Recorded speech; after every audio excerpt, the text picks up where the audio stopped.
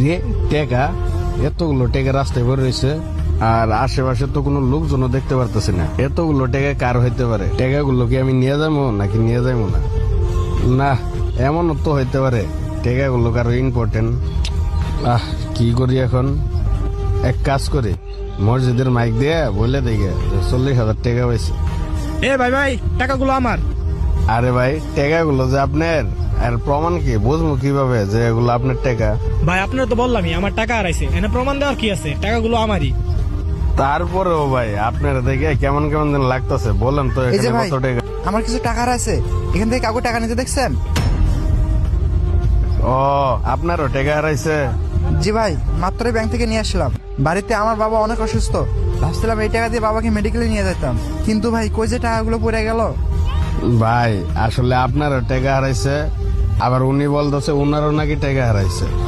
আমিও পাইছি কিছু টাকা, কিন্তু ভাই বুঝবো কেমনে যে আসলে কার টাকা?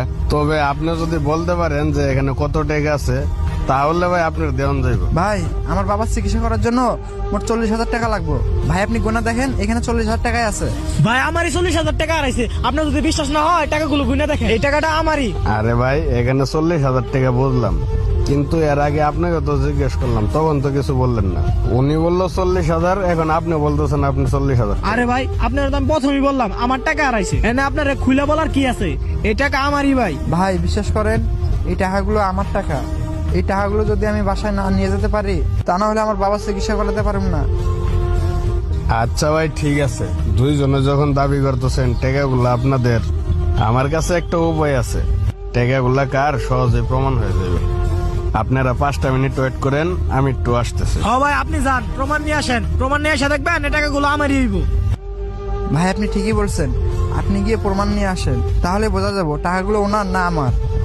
আচ্ছা ঠিক আছে, আপনারা দুইজনে এখানে দাঁড়ান, আমি 5 মিনিটের ভিতরে আসতেছি।